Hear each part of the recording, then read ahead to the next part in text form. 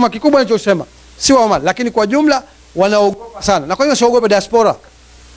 Sababu CCM mitizame ina thrive kwenye kuweka watu katika ignorance. Watu wote waliorevuka CCM inawaogopa kwa sababu ndio msingi waliowakataa mwanzo. Unafikiri kwa nini CCM haiimarishi mfumo wa elimu Tanzania? Iko tayari kutumia matrilion, bajeti ya Kikwete kila mwaka inazidi kusafiri nje, lakini haina pesa za kuwekeza katika elimu. Unafikiri kwa sababu gani? Watanzania watakaoelimika watakuwa ndio mwanzo kukiondoa madarakani Chama cha Mapinduzi.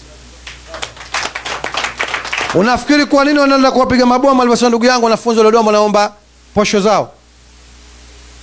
Hivi hakuna pesa kulipa posho? Mbona bajeti ya kusafiri Rais Kikwete kila ikiomba haijai kupungua akakosa kusafiri kwa sababu hakuna pesa Tanzania? Hivi tunavyozungumza kuna ukata mkubwa katika bajeti, lakini Rais Kikwete haijai kukosa safari yake siku moja.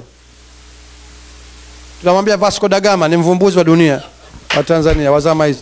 Kwa hivyo nasema kwamba hawawezi kutaka, na wanajua watu ambao wako nje wameiona dunia, wanaona opportunities, wanaziona fursa, hawawezi kukubali kuendelea na upuuzi na tunafanya Tanzania kule. Kwa hivyo ndugu yangu, nicho tunachokiogopa. Usipate tabu.